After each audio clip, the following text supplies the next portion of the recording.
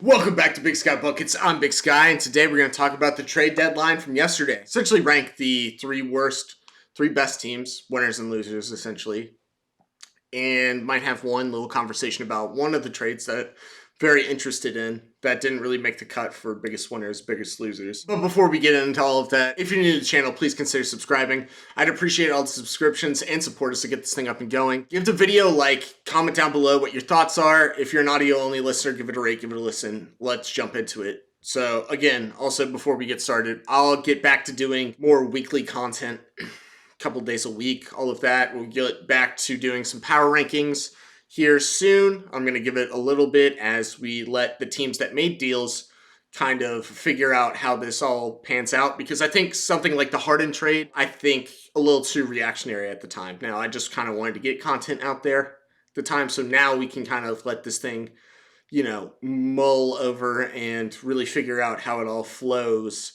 before we jump straight to, oh, this team sucks now. Like, no. Well, we're not going to do that. So, winners and losers. We're basically going to break it down. I'll do a loser and a winner, and then by the end, we'll have the biggest loser and the biggest winner. A lot of this is subjective, in my opinion. I think the losers also, they're all contenders for the worst losers because they all collectively did nothing, but it's really about where they are, what some of the little things that kind of are overbearing. So we'll start with one of the bigger losers, the Los Angeles Lakers. Like I said before, they didn't do anything. My reasoning for them not being the biggest loser is that I genuinely believe that LeBron is going to leave in the offseason. I know that the Lakers don't want to hitch their wagon to LeBron for a couple more years. I think it's really just about, yes, he sells tickets. Yes, he is one of the greatest players of all time, if not the GOAT. That's another conversation for other people. I don't really care. I think the way that the GM and Jeannie Buss look at it is that they probably know he's on the way out and they don't want to burn more assets to try and revamp this thing. Yes, they'll eventually get another star. That's how it's going to go. But you'll notice as of recently, it's not the free agents going to the destinations as much as it once was. It's more of trading for it. So they need more assets. They're going to be able to trade 2 more first-round picks this offseason. And if they burned that one first-round pick they had, they'd have less assets to acquire someone. And I don't think DeJounte Murray fit the bill for the star that they're necessarily looking for. So I think it all pans out. I know if you're a Lakers fan, you're probably pissed, but it just is what it is, in my opinion. I'm not terribly upset. I think a lot of this comes down to the real move they should have made is firing their head coach, who has been just incredibly awful this year in Darvin Ham. But other than that, yeah, you don't like a team doing nothing, especially when they're in a position to do something and that they're not terribly far away from actual playoff spots. But yeah, I just think that it wasn't terrible. This isn't the worst. There's 2 teams that are really here, really stuck in the middle for the foreseeable future. These are the 2 worst ones. We'll get to them. One of the bigger winners, the Dallas Mavericks. They needed to address front court depth, versatility, defense. They did it. Daniel Gafford and PJ Washington are now Dallas Maverick players. Perfect. This is exactly what you need to address. I would have gone as far as to say if they could get a DeLon Wright, someone else off the bench in the backcourt, that would have been great too. But the main thing here was the front court depth, versatility, and defense. PJ Washington gives you versatility and defense, and Daniel Gafford gives you defense. And it also does something a little bit different that I don't think most Maverick fans understand this, but most other teams don't really see this. The Dallas Mavericks, through their entire franchise history, the best center that they've ever had is probably Tyson Chandler because he helped them win a championship. They have been one of the worst teams, one of the worst franchises when it comes to center play. For the first time in, I think, forever, if not ever, they have essentially set themselves up for when Lively and Gafford are healthy. They will have 48 minutes of great center play. That's beautiful. That's beautiful. You have the ability to play Gafford at the 4. I wouldn't necessarily recommend it as much, but you can also play PJ Washington at the 5 and like a small ball lineup as well, which is awesome. PJ Washington will stretch the floor for you and help defensively. It's not the end all be all defensively, but that versatility in it of itself really helps with this team. So, I mean, you gave up the collective, you gave up Rashawn Holmes, who was meh. You gave up a couple of seconds.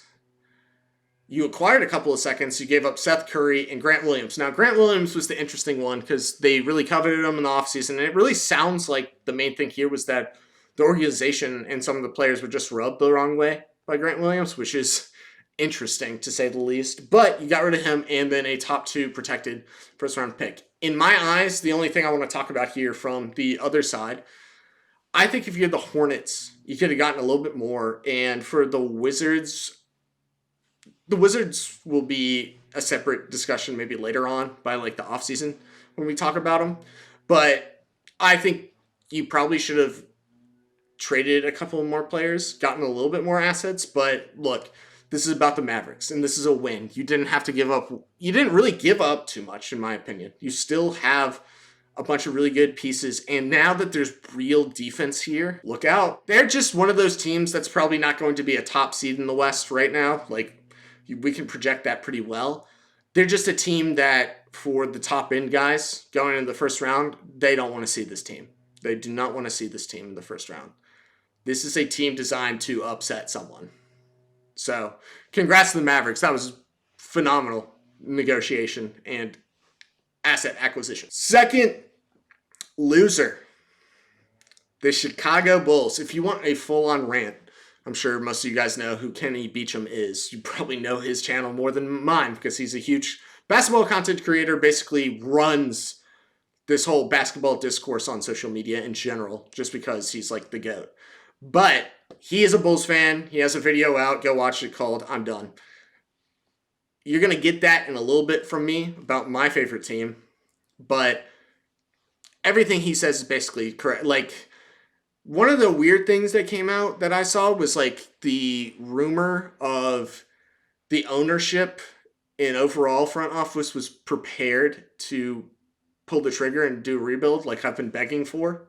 And most Bulls fans have been begging for, and that if it is true, this is grounds for getting terminated immediately. The GM basically said, no, I want the same team. We can still win with this team. If that's true, if it's true, again, this is a rumor. I have no idea if it's 100% true. If it is, fire him immediately. Just the worst decision to be made. The reason they're not at number 1 as the biggest loser for me is that I don't think there's necessarily like this expiring timetable of like this whole thing's going to blow up in your face. I just think the right decision would have been to blow it up and be in the running for Cooper Flagg and then one of the Boozer brothers the next draft. Generational talent. That's where I'm coming from. But look, you still have Kobe White. Yeah, you're in the middle. It's not a good look. But you can blow it up by the offseason if you want. You can blow it up by next trade deadline. I just don't know why you're postponing it. That's the thing that really, I just can't wrap my head around it. So they come in at number 2 as second biggest loser to me. Again, all 3 of these losers have a really good argument to be at number 1. But I think this is number 2 for me because I'm a little bit biased at 1. But second biggest winner. A lot of people are going to say they won the whole thing, and I respect that. I just wanted to give one other team just a little bit more credit because I don't think they're going to get as much mentioning because they're not even close to a contender. But second place for biggest winner is the New York Knicks. They acquired Bojan and Alec Burks. Backup ball handling, backup shooting, and even backup to starting level shooter in Bojan. The thing here is you gave up Evan Fournier, Quentin Grimes, some seconds, Malachi Flynn, and Ryan Diacono. I think that's how you say his last name. I'm sorry if I got that wrong. Fantastic. Now, here's the big thing that Bojan is the headliner, but Alec Burks is nice. It's a nice compensation. Tom Thibodeau loves him. You want a secondary ball handler because we know, everyone in the East basically knows that the second that the playoffs start, whoever the opposing team is that's going to play the Knicks in the playoffs. They're going to trap, blitz, double Jalen Brunson at every given point. So you're just going to always need at least one other ball handler out there, and this is very helpful for them. The Bojan aspect of this is the money he makes can eventually be flipped by the fact that they didn't give up any first-round picks, which is awesome. They still have all their first-round picks. The next disgruntled star that really fits the criteria of can play defense but is also absolutely a shot creator will be a New York Knick. Because you can flip Bojan down the line or you flip Julius Randle. And then that's the other thing. In the playoffs, if Julius Randle has a typical Julius Randle stinker, you can throw Bojan in there and he will get you buckets. He has been one of those guys on a bad Pistons team is once he got healthy and started playing, there's multiple games that he has just went off and the young guys just looked at him like, you got it, bro. Please get us back in this game or help us win this game. He can do that.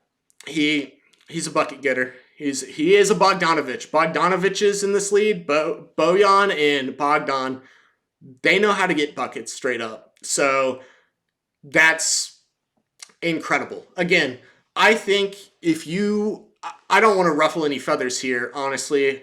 If you genuinely believe they won, I agree with you. There's just this one team here. This one team that deserves more credit than I think they're getting. And then we get to the final loser. Bias, all of that. The Atlanta Hawks are just a terribly run organization as of right now. I wanted to wait until the deadline, evaluate the new GM, who hasn't really gotten much run time or made as many decisions yet. But to stand pat when you suck, when you know you're not going to pay the luxury tax next year, or definitely not the first apron, you know you're going to have to shed salary, you know you're going to have to change things, you know you're not going to be able to sign Sadiq Bey back, even though you gave up 5 second-round picks last trade deadline for him. That's awful. That is atrocious. And my full reasoning for why they are the biggest loser here is twofold. One, you have now completely pushed all the pressure and chips essentially in to this offseason during draft night, before the beginning of next season. Instead of doing marginal changes now, a small step back to acquire some assets and expirings to take a step forward for next year, you have now basically made it so you have to make a big move because this team, even marginal moves, is not going to change or save this team to this offseason. And if you don't do that, the big picture, Trae Young's going to ask out. I mean, it's just kind of like a lot of people have been pushing this narrative for a while, but now is when I'm completely on board of, you know what, if the GM and the overall franchise want to keep screwing themselves over and not putting a competent roster around Trae, this thing isn't really hard to figure. You have a good center in Okongwu who probably can be a starting level center. You just need versatile defenders, wings across the table, and tall players. We don't have defense. We don't really have tall players, and there's not very much versatility here. This isn't hard. This isn't. I know roster construction as a whole is hard. But if you know if you know who you're building it around, you just say, what are the deficiencies here of this player? Okay, not a great defender, and he's short. You know he's going to have the ball in his hands a lot. You just want to have wings you want a lot of 3 and D players that have versatility around them. DeAndre Hunter is solid. He's not a bad player by any means, but he should be asked to get the second best offensive player. He should pick him up defensively.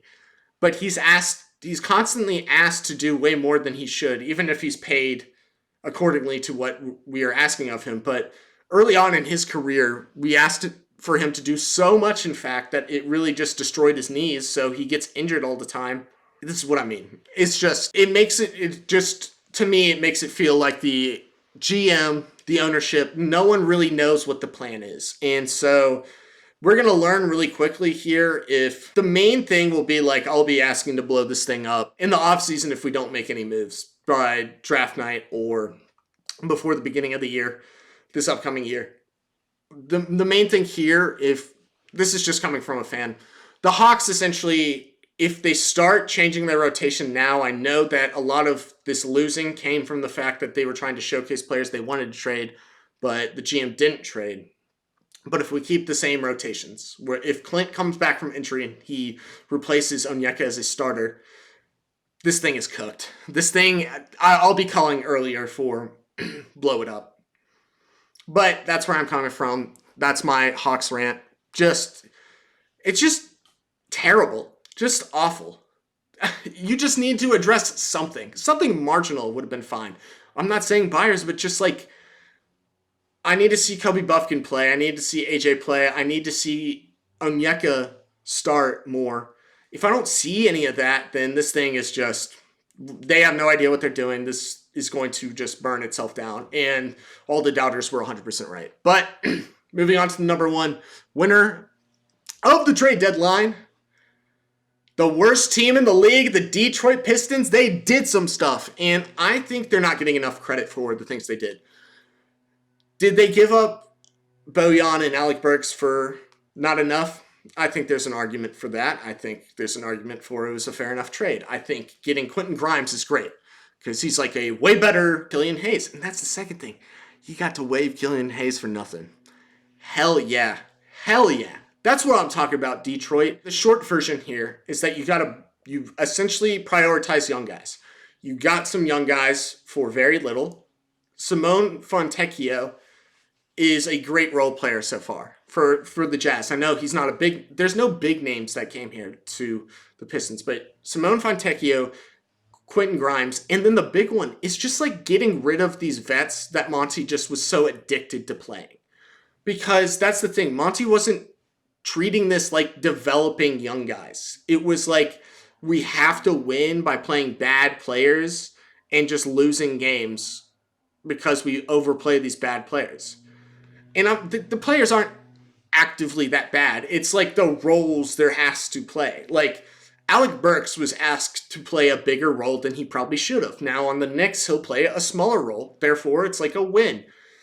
I mean, Bojan was actually good, but you know what I mean. Getting Quentin Grimes is good. Maybe if you don't love what he brings you to this team, you can flip him down the road because of the value that 3-and-D guys are going to get you with this new CBA, where you have two main options that take up big salaries, and then after that, it's a lot more role-playing and very creatively constructing rosters. Getting rid of Joe Harris, who was a lot of money and not giving you anything, getting rid of Killian Hayes was just like, that's what I'm talking about. That's what I'm talking about. He had the worst plus-minus since he came into the league. So in 2020, he was a lottery pick. He was one of the worst offensive players I have ever seen. And the fact that he came out after they started DNPing him, after they were like maybe getting some wins there, and saying that he wanted to go somewhere else and he wanted a bigger role was just like a slap in the face to like every Detroit fan. Just unreal. In my opinion. I'm sorry, like, Killian Hayes might not be as awful as some people make him seem because he can play some good defense, but, like, look in the mirror, bro. There's a reason that everyone's calling for you to come off the bench and not start or even play games. It's because you don't have any awareness in terms of you haven't gotten better offensively, you're not a great playmaker, you just play defense and that's really it, and you don't actually impact winning, as we know from the Pistons. That's kind of why I wanted to come on here and give the Pistons credit. They needed to do something and they chose a side. Like, you may not love the fact that they went with the young guys when so far this rebuild hasn't been going very well. I like the fact that they addressed shooting and defense. That's it for me. I mean, you got rid of a lot of the vets, so Monty can't play as many vets. He has to play the young guys. Now you get to finally, Monty is almost forced to do the staggering Jaden Ivey and Cade thing so that there's always a ball handler on the court surrounded by their young talent and now young shooters who can also play defense. I think this is a win for the Pistons. Again, based on the context of the Knicks being actual contenders, I fully understand, and part of me does genuinely believe, I think I believe it more than I'm coming on and saying, is like, yeah, they won. I just think they would have won no matter what because of how well the front office for the Knicks has done in asset management and fixing past mistakes. this is just like, give the Pistons some credit here. They have been so bad, and they could have been like the Hawks and did absolutely nothing. They could have been like the Bulls and done absolutely nothing. But the fact that they did something, and they did like actual smart decisions, like get rid of Killian Hayes, like acquire Quentin Grimes, who can be flipped if he doesn't pan out very well, or he's just a great 3-and-D player for a team that has a lot of collective talent that just needs to figure out their roles. And like every fan has ever wanted, when you have a coach that loves playing older players and is addicted to that, you take those older players away so you can only play the young players. Therefore, you force them to develop. I rest my case. And then before we get out of here, almost done here, I do want to talk about the Hornets Oklahoma City trade, because I find this very intriguing. First of all, this had the Hornets gotten a little bit more for PJ Washington, they would have been a winner for sure. But in terms of, you get Trey Mann on a flyer from OKC, you've at least gotten a pick from the Mavericks, and you get some seconds from OKC. That's awesome. But the interesting thing I view here is OKC getting Gordon Hayward. It's really bizarre because I really thought rebounding is the main thing. I mean, I do know that the small forward position is probably the one of need. They still have Josh Giddey, so there's a little question mark there. But I just found this one very intriguing, as this was the only thing that Oklahoma City did, is getting Gordon Hayward. I know it's basically now that's their expiring contract and can help them in the playoffs, but he's very injury prone, and I don't think he addresses the rebounding issue. But food for thought. I'm not really sure what the Oklahoma City Thunder really did here at this deadline. It's more so like the intrigue is like, what does this mean for them? Like, what's the grand plan with Gordon Hayward? Just off the bench leadership, scoring, some playmaking as well, of course. I don't know. And then for the Hornets, like, I just kind of like the marginal little changes here, pushing what we had already talked about with the Kyle Lowry trade of trying to acquire assets to maybe later make a bigger trade or just a new vision. But yeah, that's all I got for you guys today. I hope you enjoyed. Trade deadline was really weird this year because we got spoiled last year with Kevin Durant and Kyrie getting traded, so there wasn't any like huge names. But for the basketball sickos out there, I think you'll appreciate this trade deadline for some of the smaller names, the guys that are less appreciated, more of the role players, like going to organizations that, or teams that just need to get their foot in the door or just make a little bit more of a noise. Just these teams that need a little bit more help. So thank you guys so much for watching. Sub, like, comment, and I'll see you guys next week. Peace.